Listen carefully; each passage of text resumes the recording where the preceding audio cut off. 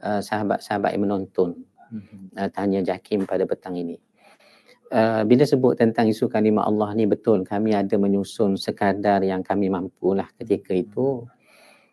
Beberapa penulisan itulah sebanyak 3 siri dan fokusnya tentulah kepada polemik yang timbul bermula 2009 apabila Archbishop of Kuala Lumpur ketika itu, Datuk Pakiah Murfi, memohon untuk guna kalimah Allah di dalam surat khabar mereka.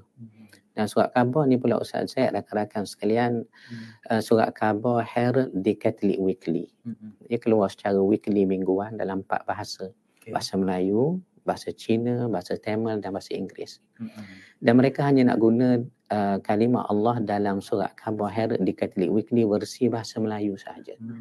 Jadi fokusnya lebih kepada hukum ataupun persoalan yang mungkin menjadi polemik sekiranya isu ini tidak diselesaikan dengan cara harmoni. Jadi ada 3 siri semuanya, alhamdulillah. Ya. Jadi ketiga siri itu adalah membahaskan tentang isu penggunaan kalimah Allah ini, dan juga bagaimana untuk menyelesaikan isu ini dengan secara harmoni. Dengan secara harmoni, mudah-mudahan. Kalau berbalik kepada bila kita timbul isu tentang penggunaan kalimah Allah oleh yang menjadi isunya apabila agama lain yang menggunakan kalimah Allah, kita umat Islam mungkin kita rasa marah ataupun kita rasa kurang berpuas hati dengan tindakan-tindakan seperti ini. Asasnya umat Islam marah sebab penggunaan kalimah Allah ini kita beranggapan hanya eksklusif untuk orang Islam sahaja. Sebelum kita nak jawab tentang isu itu, saya nak minta Datuk hurai dulu kalimah Allah itu. Adakah ia sekadar bahasa Allah ataupun dia merujuk kepada hanya semata nama Allah, dan apa yang terkandung dengan istilah Allah itu? Okey, baik. Terima kasih Ustaz Zaid, rakan-rakan yang menonton. Bila sebut tentang Allah ni, yang paling layak nak cerita tentang zatnya yang maha tinggi lagi maha agung tentulah Allah Subhanahu Wa Taala. Ini adalah kerana mana satu orang yang very high level education lah kita kata, cerdik, gifted, genius, mampu menghuraikan Tuhan, sedangkan ia mempunyai kemampuan ataupun fikiran yang terbatas. Pun ilmu itu pun datangnya daripada Allah Subhanahu Wa Taala. Jadi atas dasar itu kita lihat nas agama, khususnya kita orang Islam, kita beriman dengan banyaknya ayat Al-Quranul Karim yang cerita tentang siapa Allah. Antaranya Al-Quran sebut Ar-Rahman Allamal Quran Khalaqal Insan. Tuhan yang salah satu namanya Ar-Rahman, Allah lah Ar-Rahman tadi menciptakan insan. Maksudnya sifat Allah ni adalah menciptakan, Khaliq. Begitu juga kita tengok dalam nas-nas yang lain. Seperti disebut Allahu la ilaha illa huwal hayyul qayyum. Allah ni tidak ada dah Tuhan lain yang sebenar-benarnya untuk disembah dan sememangnya esa dia. Hanyalah huwal hayyu yang maha hidup lagi qayyum, maha gagah perkasa. Makna kata apa yang kita sedang bincangkan definisi ini ialah Allah Subhanahu Wa Taala terlebih layak untuk menceritakan zatnya yang mulia, menceritakan tentang sifatnya, menceritakan tentang asma'nya. Atas dasar itu isu kalimah ini lebih menjurus kepada persoalan apakah ada kalimah Allah itu di dalam agama lain, ataupun ada di dalam holy book ataupun scriptures bagi doktrin-doktrin yang lain. Jadi atas dasar itu bila nak tanya, kita bincang tentang Allah ni, itulah perbahasannya ialah Allah menceritakan sifatnya tersendiri, laisa kamitslihi syai', dan sesiapa yang beriman dengan sifat yang dicerita oleh Allah melalui wahyu, maka layaklah dia untuk menggunakan kalimah Allah itu dengan keimanan kepadanya. Kalau kita melihat dalam agama-agama lain, Ya. yang khususnya agama Kristian, Ya. agama Sikh juga, mereka juga menggunakan istilah Allah. Mm-mm. Dan mengikut apa perbincangan maklumat yang kita terima, kalau Kristian di Timur Tengah, di Mesir, di Jordan, Ya. Ustaz lu pernah di Mesir kan? Di Mesir. Di Mesir. Kita lihat adakah benar di dalam kitab-kitab agama mereka turut menggunakan nama Allah merujuk kepada Tuhan mereka? Ya, baik. Sidang penonton yang dirahmati Allah sekalian, bila sebut isu ini tentu kita akan kaitkan dengan Kristian. Yang Kristian pula bukan semua aliran. Apa yang berlaku dalam negara kita ini adalah tuntutan daripada Kristian beraliran Katolik. Jadi soalnya, apakah layak mereka guna kalimah Allah itu semata-mata kerana berpandukan kepada aliran Kristian di tanah Arab, seperti Kristian Ortodok, seperti Kristian Koptik dan lainnya. Pertamanya dari sudut penghujahan nas ataupun dalil daripada kitab-kitab suci mereka, memang kita akui orang-orang Arab Kristian ni dia holy book dia, yakni Al-Kitabul Muqaddas, kitab Bible dia dalam bahasa Arab memang guna kalimah Allah pun. Alif, lam, lam, ha, Ustaz ya. Memang ditulis begitu. Bahkan tak payah tengok di muka surat belakang kah, di tengah kah, tengok muka surat paling depan pun sudah digunakan kalimah itu. Kalimah Allah. Seperti dalam Al-Kitabul Muqaddas ni Bible Arab, Ahdul Qadim, perjanjian lama, Old Testament, dalam the book of Genesis chapter 1 verse 1. Bab pertama, ayat pertama disebut dalam bahasa Arab. Fil bada'i khalaqallahu samawati wal ard. Pada awalnya Allah, katanya Bible ni Arab ini, menciptakan langit dan bumi. Maknanya dari segi nas di dalam Bible Arab, Al-Kitabul Muqaddas itu memang sudah jelas mereka guna kalimah Allah. Tetapi soalnya, kenapa di dalam bahasa Arab ada, tetapi di dalam Bible yang lain tidak ada kalimah Allah itu? Dan jangan kita lupa, sedang penonton sekalian, Ustaz Z, Bible ini sama ada kita sedar ataupun tidak, sudah diterjemahkan ke dalam 2,000 bahasa. Sudah diterjemah dalam 2,000 different languages, 2,000 bahasa di dunia. Dan bahasa Arab adalah salah satu bahasa yang diterjemahkan Bible itu. Di samping bahasa Melayu kita ada, Bible Melayu kita yang diberi nama Alkitab Berita Baik tu. Itu sudah kita maklum dah. Tetapi dalam Arabic Bible memang jelas ada kalimah Allah itu. Soalnya, kenapa mesti refer kepada Arabic language? Itu sahaja soalnya. Pada saya, isu ini sebenarnya boleh diselesaikan dengan tuntas dari sudut penghujahan akademik. Adapun soal penghakiman, soalnya perundangan, sudah ada ahli-ahli kita yang lebih mahir dalam bidang itu. Apa yang kita bicarakan di pentas JAKIM petang ini lebih menjurus kepada nilai penghujahan akademik. Jadi, kalau kata nak guna kalimah Allah kerana ada dalam Bible Arab, kita tentu menimbulkan sedikit persoalan. Pengalaman peribadi saya, Ustaz, setelah terlibat dahulu ketika masih bertugas di JAKIM, bahagian penyelidikan akidah, ketika itu saya terlibat di kamar perbicaraan isu kalimah Allah ni di Palace of Justice kita, Putrajaya. So, bila tak lama duduk dalam kamar perbicaraan, saya keluar sekejap. Dan ketika itu berkesempatan saya bersua satu orang pimpinan Kristian, seingat saya Most Reverend Peter, seingat saya ya. Jadi Most Reverend ni kalau kita mufti lah. Jadi saya mengambil kesempatan bercakap untuk melihat Bible point of view, Christian point of view, kenapa nak guna sangat kalimah Allah ini. Maka saya kata, Father, kenapa agaknya Katolik di Malaysia ini nak guna kalimah Allah? Maka beliau dengan sopan, baik sangat orangnya Ustaz ya. Ustaz Z beritahu pada saya, dia kata, Rashidi, ini setelah berkenalan, memang kami nak guna kalimah Allah. Tetapi kami tidak menyinggung, menyentuh Islam dan Al-Quran kamu. Soal kami nak guna, memang kami nak guna. Tetapi tidaklah kerana nak menyinggung Al-Quran kah, nak apa menyinggung hati orang Islam kerana Allah tu ada dalam kitab suci mereka kah? Tidak.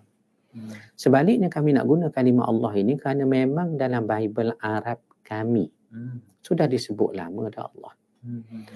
Maka saya bertanya semula pada beliau. Saya kata, Father, kenapa awak mesti refer kepada Arabic language? Sedangkan original language, bukan original book. Original book kita bagi keyakinan sudah tak ada. Original language penulisan Bible itu bukan Arabic language. Maknanya kalau kita nak refer kepada hujah mereka nak guna kalimah Allah sebab dalam Bible Arab ada Allah, tidakkah bahasa asal mereka ketika ditulisnya Bible sama ada perjanjian lama Ahdul Qadim Old Testament dan ditulisnya perjanjian baru New Testament Ahdul Jadid itu bukan menggunakan bahasa Arab? Tidak. Sebaliknya sidang penonton sekalian, bahasa lain. Old Testament ditulis dalam Hebrew language. Bahasa Hebrew, bahasa Yahudi. Ada yang mengatakan Aramaic language, bahasa yang lebih lama. Dan New Testament pula ditulis dalam Greek language. Soalnya dalam Hebrew language, dalam Aramaic language dan Greek language, apakah orang-orang Hebrew, Aramaic, Greek bila panggil Tuhan mereka panggil dengan kalimah Allah? Adakah mereka panggil ya Allah? Tidak. Kerana dalam bahasa Hebrew, kalimah Tuhan yang dipanggil, diguna pakai dalam ritual, dalam sakramen, dalam ibadat mereka, mereka tak panggil Allah, Ustaz Zaid, sidang penonton sekalian. Mereka panggil apa dia? Mereka panggil L. L. That's why adanya kalimah Ismail, Israel, Daniel tu. Merujuk kepada Tuhan. Merujukkan kepada Tuhan mereka, L. Dan terkadang mereka panggil Eloh. Ada beberapa rakan Kristian kata Eloh ni boleh jadi Allah dalam bahasa Arab. Saya kata tidak. Eloh dalam Hebrew adalah ilah di dalam bahasa Arab. Sedangkan ilah dengan Allah dalam bahasa Arab kita sangat jauh beza. Jadi terkadang mereka panggil El, terkadang mereka panggil Eloh. Terkadang mereka panggil Elohim. Ditambahnya kalimah him, hamim him.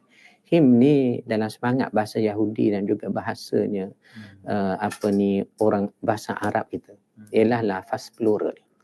Makna lafaz plural kerana terlalu agungnya Eloh tadi disandarkan kepada plural for respect. Sebab tu bila Al-Quran sebut inna nahnu nazzalna dzikra wa inna lahu lahafizun, sesungguhnya kamilah yang menurunkan Quran dan kamilah yang menjaganya.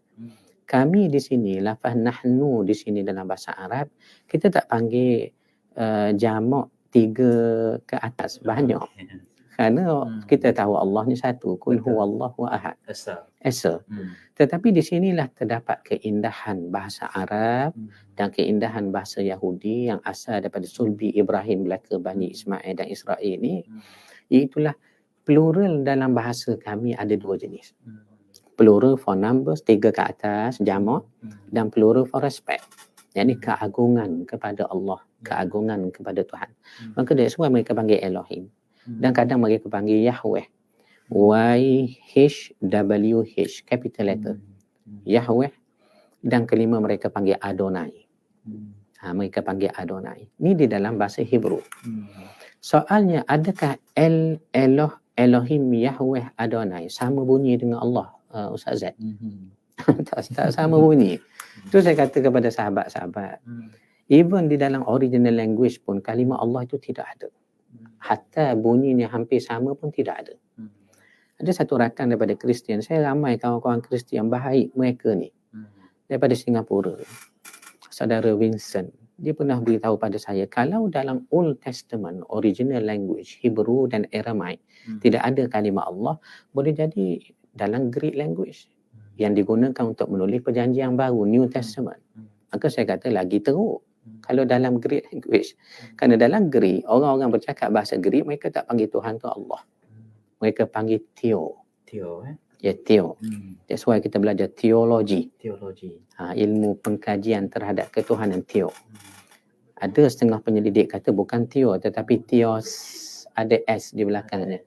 Tak apalah Ustaz Zaid, Theo kah ataupun Theos kah, tetapi jauh bunyinya dengan Allah. Tak sama langsung. Tak sama. Dan Syekh Rahmatullah Al-Hindi ini satu ulama besar dalam dunia komparatif muqaranah. Beliau menulis dalam karyanya Izharul Haqq, dan karya ini dikaryakan pada tahun 1915. Beliau ada menukilkan katanya, selain daripada Theo dan Theos, panggilan Tuhan dalam bahasa Greek, orang yang bercakap dalam bahasa Greek ni dia setuju. Kalau Tuhan tu Tuhan sebenar dalam bahasa Greek, mereka akan panggil Hotheos. Hotheos. Dan kalau Tuhan tu Tuhan palsu dalam bahasa Greek, mereka akan panggil Tuhan palsu dalam bahasa Greek dengan kalimah Tontheos dan Tintheos. Jadi soalnya, adakah Eloh, Elohim, Yahweh, Adonai, Theo, Theos, Hotheos, Tontheos, Tintheos sama bunyi dengan Allah? Tak sama langsung. Tak sama. Jadi atas dasar itu kita tanya kenapa? Itu yang balik soalan kita petang ini. Kenapa kalimah Allah? Adakah dari segi kepercayaannya, Datuk? Ya. Penganut Kristian ini mereka yakin dengan Allah itu, Allah seperti mana kita yakin Allah itu yang Esa. Cuma mereka ini menyekutukan Allah dengan percaya konsep Trinity itu. Adakah kepercayaan mereka sebab keyakinan mereka dengan Allah itu ya, dan cuma silap mereka ini adalah kerana pensyirikan berlaku dalam agama mereka? Ya, baik. Bila bercakap tentang doktrin Christianity, perbezaan paling ketara dengan kita ialah isu mentauhidkan Allah. Ada beberapa perkara, paling kurang 6 perkara yang membezakan mereka dengan kita, tetapi kita cuma nak sebut tentang doktrin ketuhanan ataupun ketauhidan. Kita ialah bila sebut Allah ni kul huwallahu ahad, esanya Allah ni tidak ada sekutu. Maka diterang lagi selepas itu untuk beri lebih jelas tentang keberadaan Allah itu sendiri. Lam yalid walam yulad, tidak beranak, tidak diperanakkan. Walam yakul lahu kufuwan ahad, dan tidak ada yang sama dengan Tuhan. Sekufu, usah kata lebih. Sekufu pun tidak ada. Tetapi berbalik kepada sahabat-sahabat kita beragama Kristian, orang Nasrani ini, walaupun mereka nak guna kalimah Allah, dapat dipaham di sini kalimah Allah yang mereka nak guna ini dimaksudkan sebagai Tuhan yang mempunyai anak. Sebab itu dalam sakramen mereka, ritual, mereka berdoa pun, Ustaz Zaid, rakan-rakan sekalian, mereka kata apa? In the name of Father and the Son and Holy Spirit. Maknanya Bismil Ab, dengan nama bapa di syurga, wal Ibn, anaknya Isa bin Maryam, Jesus Christ son of Mary, wa Ruhil Kudus, dan juga Holy Ghost, Roh Kudus. Mana 3 keadaan ini walaupun mereka kata bukan 3 Tuhan. Banyak rakan-rakan termasuk sarjana Kristian pun menerangkan benda yang sama. Kami percaya satu Tuhan. Tetapi dalam 3 oknum, yakni 3 kepribadian. Father in heaven is God, Son is God, and Holy Spirit is God, but they are not 3 God. One God, satu Tuhan. Soalnya di sini tidak akan sama sekali dengan keyakinan, dengan prinsip kita. Sebab saya katakan, bila Al-Quran sebut lam yalid wa lam yulad, tidak beranak, tidak diperanakkan. Kita buka dalam Bible orang Kristian, rukun iman yang paling besar mereka pegang di dalam The Gospel of St. John, chapter 3 verse 16. Ada disebut tentang Allah ni yang mereka nak guna ni adalah ayah, bapa kepadanya Nabi Isa. Dan lebih dahsyat daripada itu, Isa ini pula anaknya yang dilahirkan sendiri. Apa disebut dalam Nas John 3:16?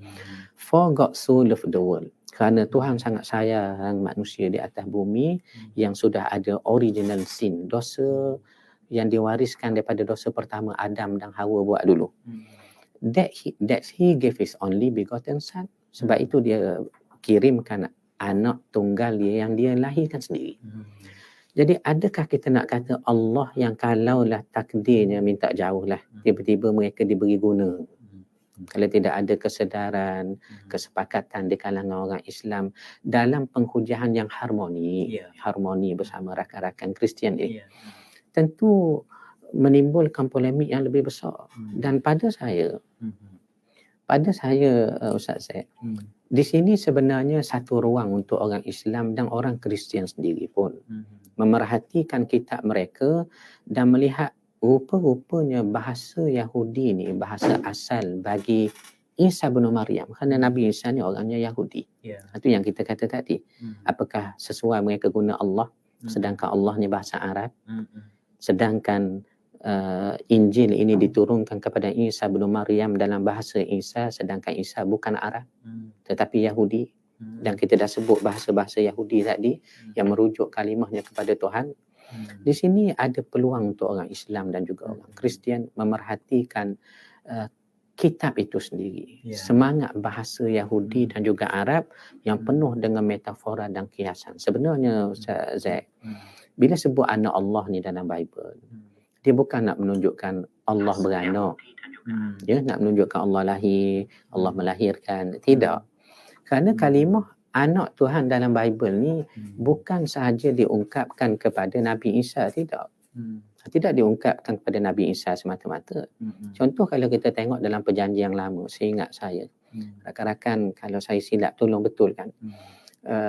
Dalam the book of Exodus, chapter 7 verse 1, ada disebut, kami kirimkan Musa, kononnya Allah berfirman pada Musa, aku kirimkan engkau Musa kepada Firaun sebagai Tuhan. Sebagai Tuhan. Jadi kita nak kata Musa itu Tuhan? Tidak. Dalam 2 Korintian chapter 4 verse 4 pun sebut benda yang sama. Apa dia kata? Iblis adalah Tuhan pada zaman ini. Dah kita nak kata iblis itu Tuhan pula dah. Ini kita panggil metaphorically, kiasan. Begitu juga anak Tuhan. Ada disebut dalam the book of Exodus. Katanya Allah mengikut Taurat, mengikut perjanjian lama, Israel my son, even my firstborn. Israel itu adalah anaknya, anakku, bahkan anak sulungku. Kemudian kita buka pula dalam Jeremiah sebab 31 ayat 9, sekali lagi disebut oleh Allah, Ephraim my son, even my firstborn. Ephraim anakku, bahkan anak sulung.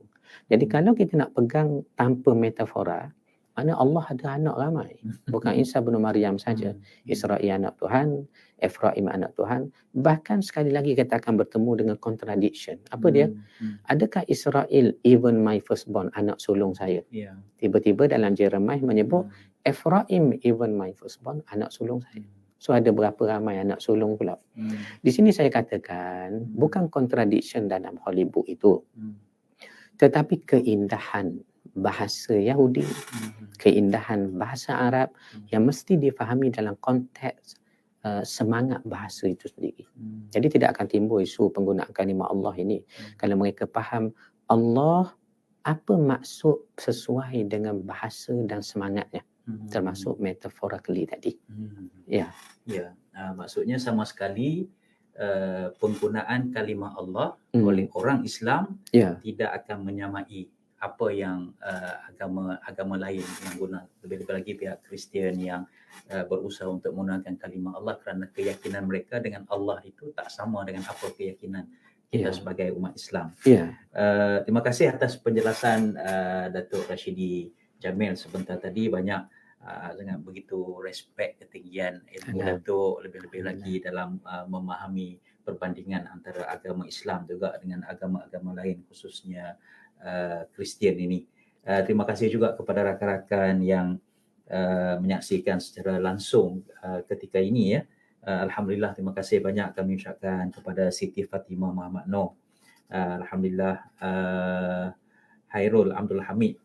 Sedangkan Rasulullah SAW sendiri menyuruh kita berbeza dengan mereka. Betul.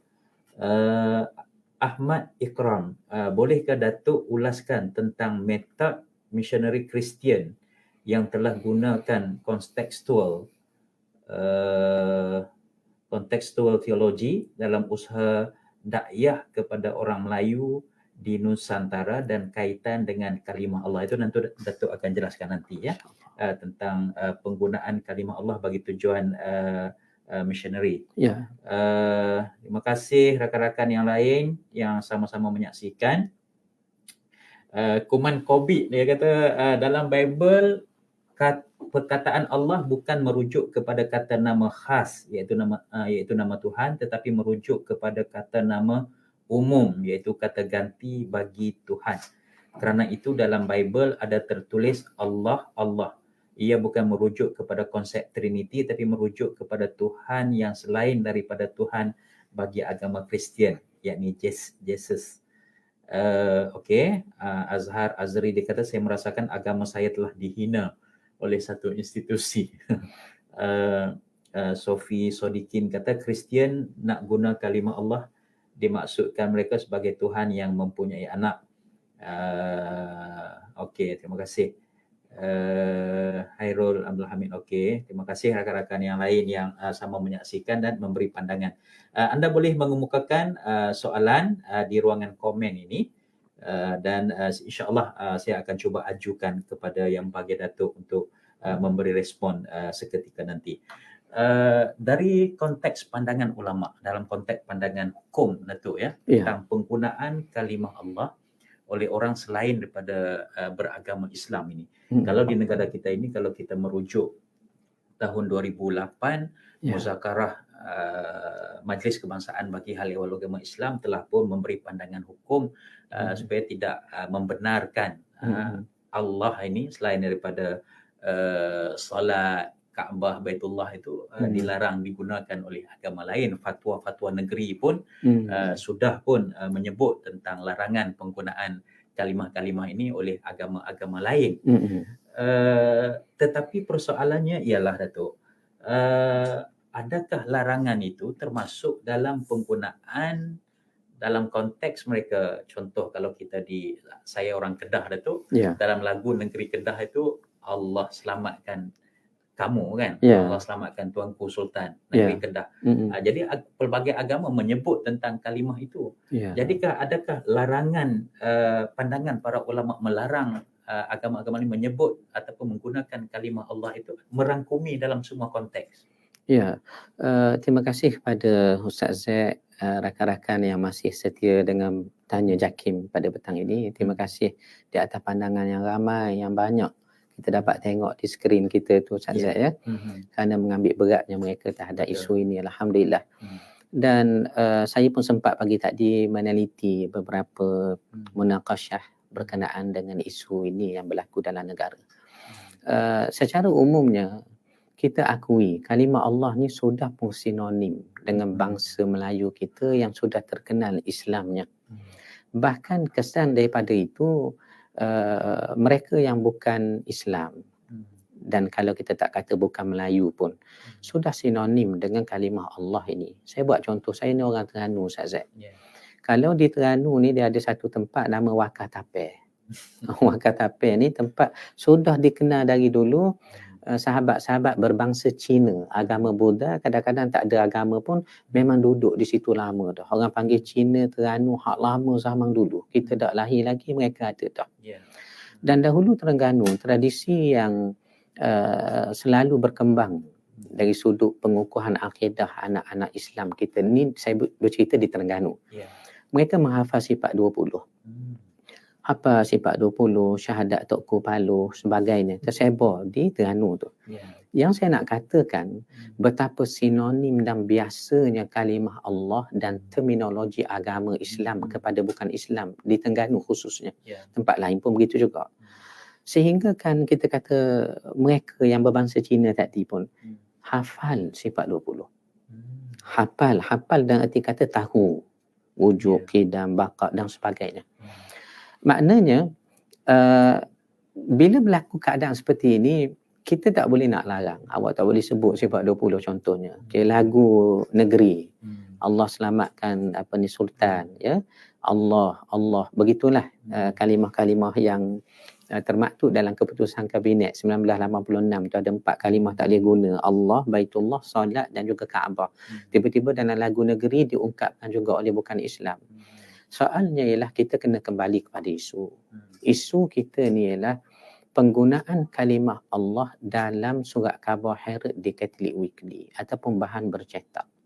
Soal orang nak ungkap dengan konteks yang betul, kita tidak larang. Menyanyi lagu negeri itu memang itu dalam lirik yang betul, kita tidak larang. Bahkan logo PDRM kita pun Ada kalimah. ada kalimahnya Allah. Begitu juga angkatan tentera kita ya. Adanya lafzul jalalah itu kita tidak larang kerana konteksnya digunakan dalam tempat yang betul. Tetapi apa yang menjadi polemik apabila kalimah yang suci ini hendak digunakan di tempat yang tidak tepat dan juga mafhumnya adalah sangat berselisih, khilaf, sangat jauh dengan kesucian agama Islam. Saya terfikir tadi bagaimana ke bawah duli Seri Paduka Baginda Yang di-Pertuan Agong bila mengangkat sumpah sebagai yang di-Pertuan Agong. Tidakkah lafzul jalalah yang diungkapkan wallahi wa billahi wa tallahi. Tiba-tiba orang Kristian pula, apa aliran pun nak guna juga Allah yang sama, kalimah yang sama. Apalagi nilai pada pandangan Muslim dan juga bukan Muslim kalau Allah itu jugalah yang esa dan Allah itu jugalah yang mempunyai anak. Dan kepada rakan-rakan Kristian saya selalu sebut, kenapa perlu guna kalimah Allah? Dan saya bertanya, siapakah ikutan yang paling tepat, paling jitu, paling patut mereka ikut? Tak lain tak bukan Isa bin Maryam. Apa pun konsep mereka, definisi mereka terhadap Isa bin Maryam, son of God, anak Tuhan dan sebagainya, itu satu perkara lain yang perlu masa yang lain untuk dibincangkan. Tetapi ikutan yang paling tepat bagi orang Nasrani, apa pun aliran Kristian mereka, Anglican, Methodist, Sidang Injil, Borneo, Jehovah Witness, Presbyterian, SDA, tak kira lah. Tetapi mereka akan sepakat mengatakan Isa bin Maryam, Jesus Christ son of Mary. Jadi kalau Isa bin Maryam itu adalah rujukan, ikutan yang paling tepat, kenapa tidak ikut apa yang disebut oleh Isa bin Maryam sendiri terhadap panggilan kepada Tuhan? Adakah Isa panggil Allah? Itu saja soalnya. Adakah Isa ketika di Taman Getsemani, Taman Getsemani dalam 4 gospel ada cerita.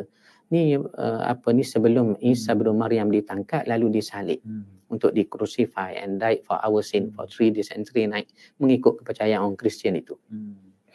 Di Taman Getsemani dia berdoa kepada Tuhan. Adakah dia panggil ya Allah? Sebab tu kita kata lihat Bible. Tidak perlu melihat kepada Bible Arab. Tidak perlu melihat kepada Bible-nya Melayu sebagainya. Lihat original language yang digunakan oleh Isa bin Maryam sendiri.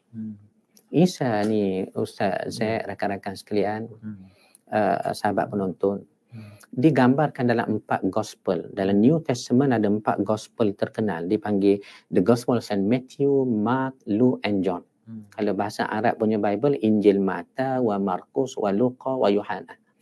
Dalam 4 Bible ini, 4 gospel ini, Isa bin Maryam katanya ditangkap hari Jumaat. Ditangkap pada hari Jumaat, that's why mereka ada Good Friday. Yaumul Jum'atul Azimah, hari Jumaat yang agung. Ditangkap lalu disalib. Okey. Ini disebut dalam contoh dalam Gospel dalam Matthew bab 27 ayat 45-50. Disebut bagaimana ketika Isa nak disalib, apa dia ungkap di atas tiang salib? Dia panggil Tuhan. Ini menurut nas dalam Bible. Dipanggilnya Tuhan. Tetapi cuba perhati rakan-rakan sekalian, ketika Isa bin Maryam nak panggil Tuhan itu sebagaimana yang dimuatkan dalam 4 gospel tadi pada hari nak disalib. Adakah dia panggil Allahku, Allahku, kenapa engkau tinggalkan aku? Tidak. Nas ini walaupun Bible sudah diterjemahkan dalam 2000 bahasa Ustaz Zaid. Bible sudah diterjemah dalam 2000 bahasa.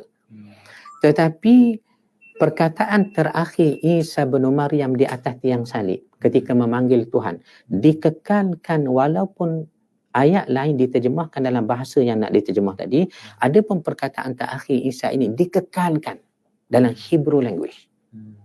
Apa kata Isa dipanggil Tuhan? Dia tak panggil Allah, Allah lama sabaqtani, tidak. Dia panggil Eli, Eli lama sabaqtani. Saya ulang. Isa bin Maryam atas tiang salib dia panggil apa dia?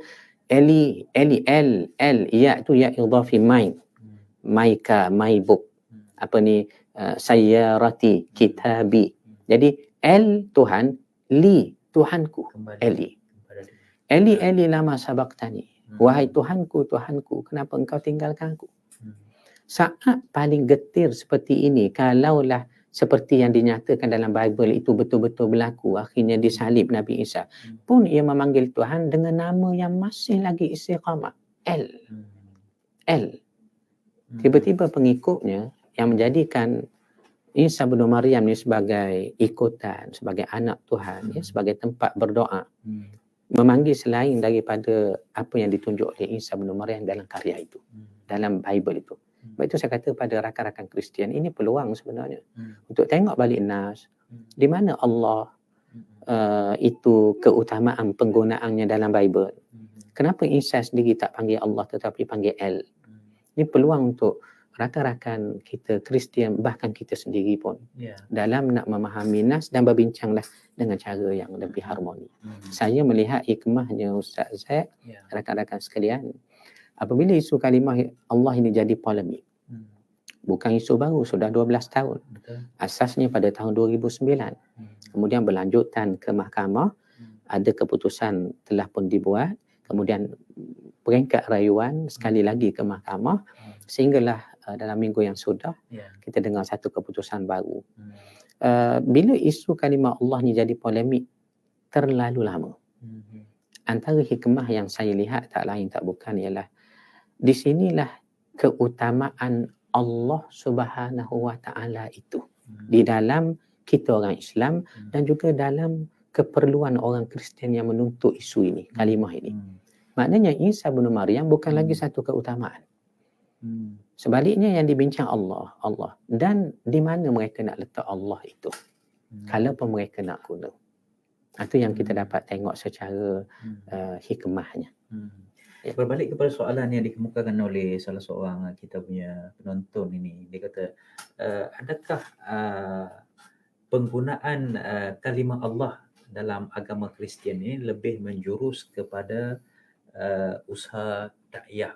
Jadi ini yang menjadi membangkitkan emosi semua orang kan. Sebab kalaupun alasan yang diberikan adalah penggunaan kalimah Allah itu bagi tujuan pendidikan agama mereka, bagi tujuan keyakinan dan kepercayaan mereka tentang perkataan ataupun kalimah Allah itu, tetapi bagi setengah pihak yang lain pula menganggap bahawa inilah merupakan suatu musibah yang sangat besar yang boleh mengundang fitnah, yang boleh membawa kepada penyalahgunaan kontekstual kalimah Allah itu sendiri. Secara pandangan peribadi Datuk, adakah usaha mereka ini adalah lebih kepada usaha dakwah mereka tersebut? Ya, baik. Dalam nak menjawab dan memberi respon pada soalan seperti ini, kerana ia lebih berbentuk kepada sangkaan. Jadi rakan-rakan Kristian pun kata takkanlah kami nak buat usaha missionary hanya dengan kerana nak guna kalimah Allah, sedangkan kamu pun tahu kalimah Allah yang kami nak guna tak sama dengan kamu. Tetapi respon saya dari segi pengkajian, penyelidikan, di JAKIM kita sendiri ini ada bahagian penyelidikan, R&D. Saya sendiri pun sempat bertugas di bahagian penyelidikan. Apa yang kita dapatan daripada kajian kita memungkinkan perkara yang ditimbulkan oleh sahabat kita tadi, usaha missionary ataupun dakwah, apakah berlaku ke tidak? Jawabnya berlaku. Saya buat contoh di Johor dahulu. 30,000 naskah, satu booklet size. Buku yang kecil, mengandungi ayat Quran, mengandungi hadis Nabi SAW, tetapi dimanipulasikan maknanya, sehingga kamu ke surat terakhir sekali ada diseru tentang apa dia, sudahkah anda menerima dia, yakni Jesus Christ son of Mary, penyelamat anda dunia dan akhirat. Maknanya mau tak mau kita kena akui dalam negara gerakan misioneri ini berlaku. Sama ada secara langsung ataupun tidak. Ini di Johor 30,000 naskah dan sudah keluar pun dinyatakan dalam akhbar ketika itu pada tahun 2006. Begitu juga usaha-usaha kristianisasi yang lain yang kita dapati seperti di Putrajaya tak lama dahulu. Penyebaran DVD 5 Pillars of Islam. Satu khutbah penginjil missionary, evangelism. Dia menyampaikan khutbah tentang Islam kita. Itu yang unik tu. Dia bercakap tentang 5 Pillars of Islam, 5 rukun Islam. Maka dibahas, disyarah mengikut keperluan, mengikut kefahaman beliau dan dikait dengan kitab suci itu. Saya sempat menonton DVD itu, VCD itu, sewaktu masih bertugas dahulu. Jadi rakan-rakan pun tengok, kita buat komentar. Maknanya kalau sahabat kita tadi mengutarakan satu pandangan, mungkinkah ini ada usaha misioneri, kita katakan ya, kerana sudah terbukti beberapa peristiwa berlaku dalam negara dan dapat tangkis terhadap isu ancaman dan juga dakwah yang mereka lakukan. Cuma tinggal lagi Ustaz Said. Bila sebut tentang kalimah Allah ni, nak diguna kalimah Allah tadi, tidakkah orang Kristian bimbang? Kalau mereka guna Allah dan terjemah Allah di dalam Bible mereka, tidakkah ia akan membawa salah faham kepada orang Kristian sendiri? Saya buat contoh. Dalam The Gospel of St. Mark chapter 12 of 29, bab 12 ayat 29. Ada disebut begini, Isa bin Maryam bercakap dengan apostle of Jesus Christ, yakni Hawariyun, 12 orang. Apa Isa kata? Ya Bani Israel, isma'u ya Bani Israel, ilahuna wa ilahukum ilahu wahid. Setengah anak-anak muda kita yang mendalami ilmu komparatif ini, dia menghafal kata-kata orang Yahudi tu, sama ada mereka faham asasnya huruf hijaiyah di dalam bahasa Yahudi ke tidak, itu satu perkara yang lain. Tetapi antara yang selalu diungkap oleh mereka apa dia? Syama Isra'ilu Adonai ilahainu Adonai ikhad. Dengarlah wahai bangsa Israel, ya, Tuhan kita adalah Tuhan yang satu. Bila diterjemah Tuhan di sini adalah Allah, tidakkah orang Kristian akan membacanya dalam bentuk begini? Dengarlah wahai Bani Israel, Allah kita adalah Allah yang satu. Tidakkah ungkapan Isa ini sendiri akan memberi satu, orang kata, kesilapfahaman kepada doktrin yang mereka pegang selama ini? Sebab Isa sendiri mengakui Allah kita. Kalimah kita tu our God. Allah kita. Dan tu saya katakan, kalau tidak mahu timbul polemik yang lain, hatta di kalangan pengikut sendiri, maka sepatutnya kita ikut sahajalah yang sudah pun kita terima secara harmoni antara agama, antara kaum. Ni ulasan reka begitu dah Terima kasih banyak Datuk. Sama. Alhamdulillah, walaupun ringkas Datuk, tapi banyak benda-benda yang memberi penjelasan, memberi kefahaman kepada rakan-rakan yang bersama-sama dengan kita menyaksikan pada pagi ini. Alhamdulillah, ramai yang mengucapkan tahniah kepada Yang Maha Datuk atas penjelasan-penjelasan yang diberikan. Sahudin Titan Oil, dia tanya, apa pandangan Ustaz Datuk apabila ada orang Islam sendiri yang menyebut oh my God, bukan menyebut ya Allah, dari segi bahasanya Datuk? Ya, baik. Terima kasih pada Cikgu Sahudin. Ni sahabat saya ni. Daripada Kuala Berang, Terengganu. Terima kasih Cikgu Din. Rakan-rakan ramai petang ini. Tak dapat kita nak respon semua sekali. Tetapi terima kasih sangat bantu maklumat kepada kita, kepada saya, kepada sahabat JAKIM kita. Begitu dekatnya JAKIM dengan masyarakat, begitulah Ustaz ya. Ramai yang bersama dengan kita. Apapun bila ditanya tentang oh my God, oh my Lord, adakah apa beza dengan ya Allah? Saya ingat ni dari sudut ucapan sajalah.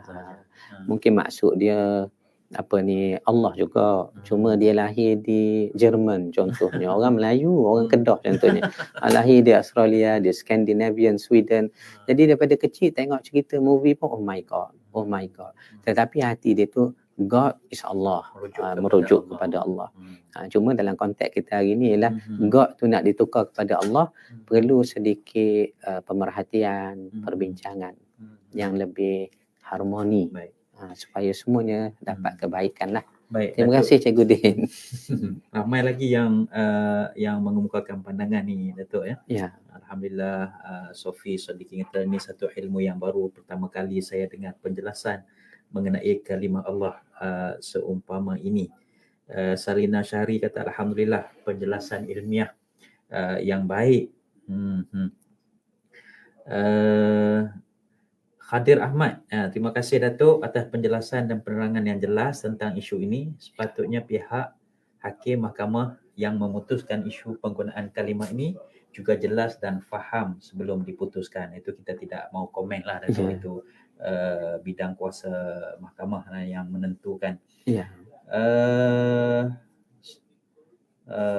Alhamdulillah, terima kasih Yu Hidayu, Maizatul Akmal, Atan, ramai lagi yang memberi komen.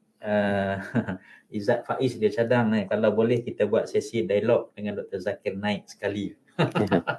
Ini kita ada Dr. Zakir Naik Junior. Baik, kita di penghujung rancangan kita ni, Datuk. Kita ingin mendapat satu pandangan, satu conclusion yang boleh kita sama-sama pegang, penonton-penonton dapat memahami tentang kalau buku yang Datuk tulis bersama, isu kalimah Allah, isu dan juga penyelesaiannya. Apakah pandangan ataupun nasihat Datuk yang boleh kita sampaikan supaya isu ini yang pertamanya kita tidak merendahkan imej ataupun martabat agama kita itu sendiri. Yang keduanya, kita nak memastikan bahawa negara kita Malaysia yang unik dengan pelbagai kaum dan agama ini dapat hidup dengan aman, damai dan harmoni ini tanpa berlaku rusuhan, saling wasangka di antara satu sama lain. Apakah yang boleh dan perlu kita lakukan dalam isu ini? Baik, terima kasih pada Ustaz Zaid, rakan-rakan warga JAKIM kita, sidang penonton yang masih setia di pentas JAKIM dalam slot tanya JAKIM kita ini. Apa yang dapat saya simpulkan daripada perbahasan awal ataupun secara ringkas kita petang ini ialah dalam nak menangani apa isu pun, kita mesti ada semangat untuk jaga kesucian Islam itu. Semangat ini sangat perlu, kerana itulah menunjukkan jati diri ataupun menunjukkan keizzahan orang Islam, lebih-lebih lagi dalam isu menjaga lafzul jalalah Allahu Akbar itu yang sangat tinggi dan sangat agung. Pun begitu, Islam meletakkan garis panduan. Bagaimana cara kita nak berinteraksi dengan isu-isu seperti ini?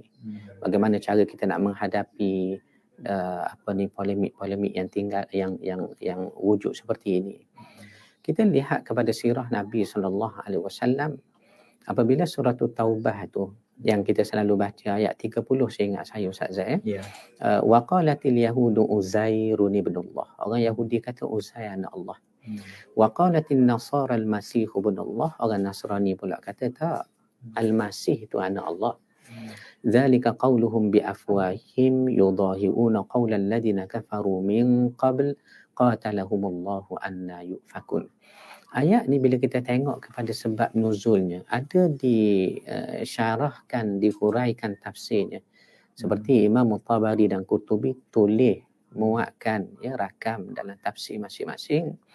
Bagaimana kisah Adi bin Hatim tu, orang Nasrani Najran, datang bertemu Nabi dalam Masjid Nabawi dengan mengiklankan dia ni Nasrani. Itu yang disebut dalam riwayat, dipakainya salib min fiddatin, daripada perak. Besar salibnya. Makna kata, itulah yang berlaku dalam keadaan kita sekarang. Dahulu salib besar, isu di Pulau Pinang. Pun kami sempat berpentas di pentas sila duduk jangan lari bersama sahabat Kristian, Brother Jason di TV Al-Hijrah. Pun ada di kalangan orang Kristian pun tidak setuju. Maknanya kita ada orang yang sederhana, di kalangan mereka pun ada orang yang mahu kebaikan. Jadi di sinilah Islam meletakkan garis panduan, kita mesti jaga Islam, keizzahan, antaranya lafzul jalalah ini, tetapi dengan caranya, dengan keindahan Islam itu sendiri. Jadi Adi bin Hatim dialog dengan Nabi, ringkas ceritanya masuk Islam. Antara sebab masuk Islam, kata Adi, kerana ketenangan yang kami lihat ada pada Rasulullah SAW menunjukkan benarnya ia. Dan juga kalau kita tengok dalam riwayat itu, bagaimana penghujahan yang Nabi guna tidak mengecikkan hati orang, tidak. Dalam suasana harmoni, tetapi teguh, utuh. Sebab itulah perkara batil ini dia tidak akan bertahan. Melainkan yang hak akan memimpin dan menghapuskan kebatilan, tetapi dengan cara yang ditunjuk oleh agama, oleh Nabi SAW. Tapi ada juga yang tidak mahu Datuk, Ya. seolah kita terlalu berlembut, seolah kita terlalu memberi air muka, menjaga hati dan perasaan mereka, tapi mereka tidak mahu menjaga hati dan perasaan kita. Macam mana kita nak memberi ketenangan kepada rakan-rakan kita di luar sana? Ya, rakan-rakan di luar sana sebenarnya saya tak kata tak bagus, semangat yang kuat. Contoh orang tanya, Tok, apa ni kalaulah kita dapat tangkap peragut, ya, orang perempuan tu dah jatuh berdarah, muka dah luka apa, boleh pukul ke tidak? Kadang bila ditanya tu di masjid ataupun secara live, jadi takkan kita nak kata pukul. Tentu kata Ustaz Datuk Rashidi berfatwa pukul tidak. Kita kata jangan, hantar pada polis dulu. Tetapi ni secara jenakanya lah. Kadang-kadang rakan-rakan polis pun tengok bila banyak sangat penjenayah. Hari-hari kes penjenayah benda yang sama. Kalau kita tanya pun boleh tak pukul, dia tak kata pukul. Tetapi kalau boleh, biarlah dulu, orang kampung pegang dulu ke, ikat di tiang, gigit di kerengga dulu ke. Maknanya kadang-kadang perlu generasi seperti ini. Seperti NGO kita. Mereka begitu tegas, semangat. Kita sangat hargai dan terima kasih. Kerana mereka ni sebagai satu sayap yang terkadang menjadi bata untuk kita berpaut walaupun kita ada di atas mereka. Kerana setiap orang ada kemampuan dan fungsi masing-masing. Fungsi masing-masing dalam isu ini. Ya. Terima kasih banyak yang bagi Datuk Rashidi Jamil atas kesimpulan akhir, nasihat dan juga pandangan yang disampaikan oleh beliau dalam nada jenaka tetapi mempunyai maksud yang sangat berkinayah, maksud dengan bahasa kiasan yang sangat tinggi untuk sama-sama kita faham, ya, semangat nak menjaga kesucian agama Islam itu adalah merupakan suatu yang mulia yang perlu ada dalam setiap jiwa Muslim demi memastikan agama itu tidak diperkotak-katikkan. Namun dalam masa yang sama Islam juga mengajar kita dengan sifat mahmudah, sifat yang bertoleransi, sifat yang penuh dengan hikmah, kebijaksanaan, berstrategi, dan kita harus yakin kata-kata Datuk tadi, benda yang batil ini tidak akan kekal ataupun tidak akan bertahan lama dalam dunia kita ini, dan dia akan dikalahkan dengan sistem yang berstrategi dan bersusun. Jadi dengan sebab itu peranan dan tanggungjawab kita masing-masing ada tugas dan tanggungjawab masing-masing, kerajaan dengan tugas kerajaan, NGO dengan tugas NGO, masyarakat dengan tugas masyarakat dan sebagainya. Insya-Allah kalau kita mempunyai kesedaran dan tugas ini kita laksanakan dengan penuh tanggungjawab, insya-Allah menjaga kalimah Allah, menjaga kesucian agama Islam itu akan menjadi prinsip yang utama dalam kehidupan kita. Sekali lagi terima kasih banyak yang bagi Datuk Rashidi Jamil Ar-Rashid sudi memberi penjelasan dan penerangan. Oleh kerana isu ini kembali hangat Datuk, ya, mungkin Datuk pun sibuklah terima jemputan sana jemputan sini. Malam ni saya difahamkan di Surah Putra Al-Amin musim 8. Malam ini di Surah Putra Al-Amin, surah Ustaz Zaid kita. Insya-Allah mudah-mudahan. Dan besok di TV Hijrah. Ya, malam besok. Besok di secara langsung di TV Hijrah bersama dengan Datuk Zainul Rijal, peguam Muslim, dan juga Sahibu Saadah Dr. Aizah Mas'ud. Pegawai tugas-tugas khas Menteri Agama kita. Ya. Jadi kita akan gerakkan lagi sesi penjelasan dan penerangan ini supaya masyarakat lebih faham tentang isu kedudukan yang sebenar, supaya agar kita membuat tindakan yang sepatut dan sewajarnya. Alhamdulillah, terima kasih kepada rakan-rakan yang menyaksikan secara langsung di Facebook JAKIM yang turut disiarkan oleh Facebook rasmi Yang Berhormat Menteri kita. Alhamdulillah. Dan di mana saja anda dapat mengikuti kami. Terima kasih banyak-banyak atas sokongan anda. InsyaAllah kita jumpa lagi dalam segmen Tanya JAKIM pada siri yang akan datang dengan topik yang lain pula. Wabillahi taufiq wal hidayah. Wassalamualaikum warahmatullahi wabarakatuh. Waalaikumsalam warahmatullahi wabarakatuh. 5 seconds. 4, 3, 2, 1.